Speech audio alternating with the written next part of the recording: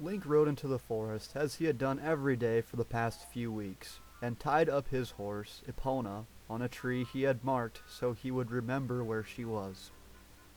He closely followed the trail and wandered deep into the forest. Eventually he came to a small hut, and he entered. Laying on a small bed inside this hut was a woman whom Link had saved while in the forest training with his sword, and every day he had come to check up on her. Her slow breathing proved to Link that she was asleep, and so he continued to check on her wounds. He cleaned them, and then replaced the bandages with fresh ones so her scrapes and cuts would not get infected, removed the bandage on cheek, and paused to look at her a while. This beautiful maiden had grown on Link each and every day he came, and she seemed more beautiful now that her wounds were healing. Link woke himself up from his daydream and replaced the bandage after cleaning the bruises and cut on her face, and then he left the hut, closing the door quietly. Link rode home on Epona. The forest air filled his lungs, and he felt refreshed and rejuvenated. And for once he was happy. His mind was still filled with the beauty of the girl he had saved. She hadn't talked much, and was shy of him, but seemed to know that it was for her own well-being to stay in the hut and allow the man who had saved her to care for her a while.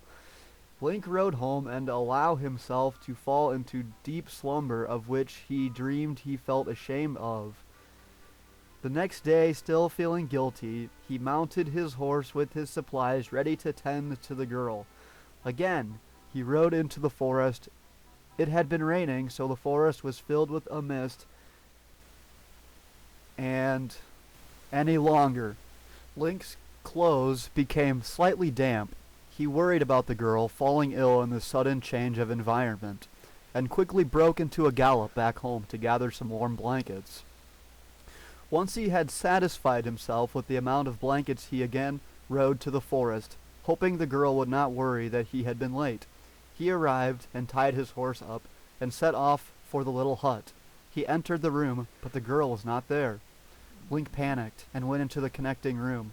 He let out a sigh of relief when he saw she was in the room that was quite homely. She was sitting on a chair and had formed a fire somehow in the fireplace. Despite all the dampness in the air, the room was warm and cozy. There was a large, furry rug covering the floor. There was a table and some chairs for eating at the end of the room. "Hello," the girl finally said. "You're the one who saved me." Link was startled, as that was most he heard her say all. "Yes, and I have been caring for you up till now. Do you feel recovery?" The girl lifted her head and looked straight into his eyes. Link formed a deep red around his cheeks as her eyes pierced him, and he suddenly remembered his dream, which made him even redder. "My name is Navi, and I am very grateful to you for helping me." But Link felt worried at the sound of this and walked closer to the girl. She was standing up now and had moved toward the table. "But is there something wrong?" The room was filled with silence. Link looked at her closely, and she looked back. "There is nothing wrong, but..." Suddenly she grabbed at the neck of his tunic and pulled him close. "But I have completely been taken in by your manly physique and strength, and I feel I must steal your first kiss." And she pulled his head toward her lips and pushed them right over her mouth.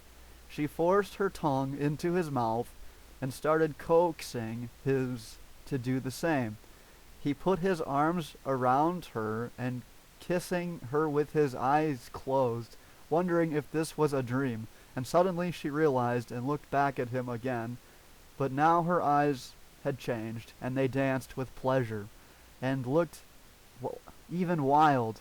Link felt his tunic become tight down below, and she grinned at him plottingly. She pushed him onto the table, which was made of very strong wood, and only his legs hung down. She climbed on top of him like a cat, and her face came close to his again, but this time she leant closer and started sucking on his neck. The tunic became tighter. She started sucking his earlobes and nibbling gently. His tunic was getting uncomfortable. She moved to his lips again and passionately kissed him, and he felt her hips push onto his penis. And then he felt the pressure release, and then he felt it again. She kissed him, pushing her hips hard on top of him in a smooth motion, and then she started sliding down his body, and he felt her hands go up his shirt. Cold fingers slid across his chest and rubbed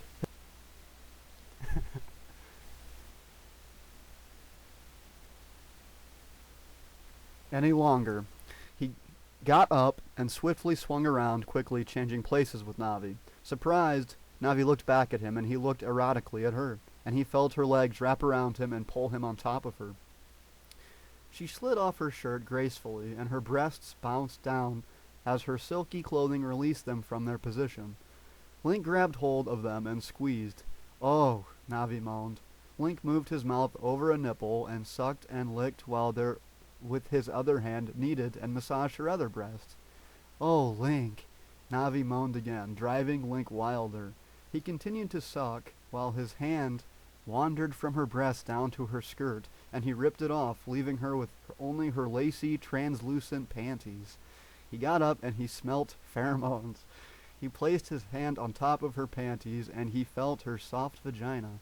Her panties were wet, and Link slightly put pressure on her pussy, rubbing it up and down. Navi was smiling with her mouth open and eyes closed, and Link found this seductively attractive. He slowly pulled panties off and started licking and sucking her pussy. His tongue slid over and over her clit, and he squealed with pleasure as he did this. He pushed his tongue into her pussy and licked over and over. "Oh, Link," she moaned again. He let his tongue slide over her clitoris and moved back up to her mouth.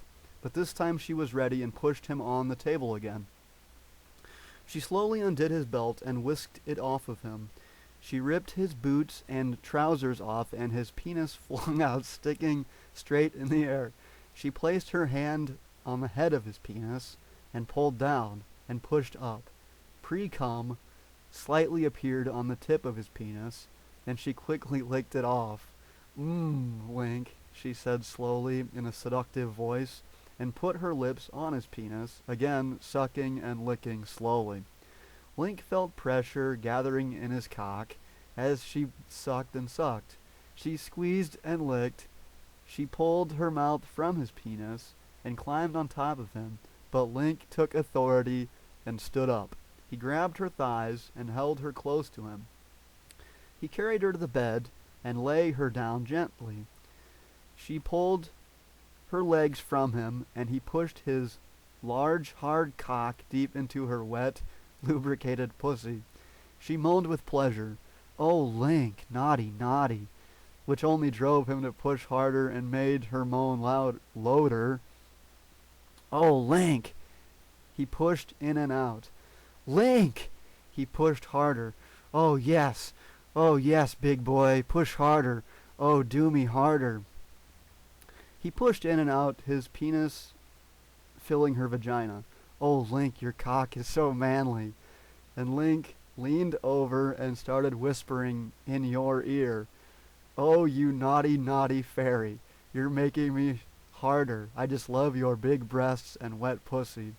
Navi screamed as he started thrusting deeper, harder, and faster. "Oh, Link, just fuck me. Just fuck me as hard as your big cock can." And he pushed and pulled, sliding in and out of her. "Oh, yes, do me. Take me. Fuck me." And he carried on, her legs open and the bed wet with pheromones. Link felt the climax coming. "Oh, Link, I'm coming." And Link thrust harder. The end.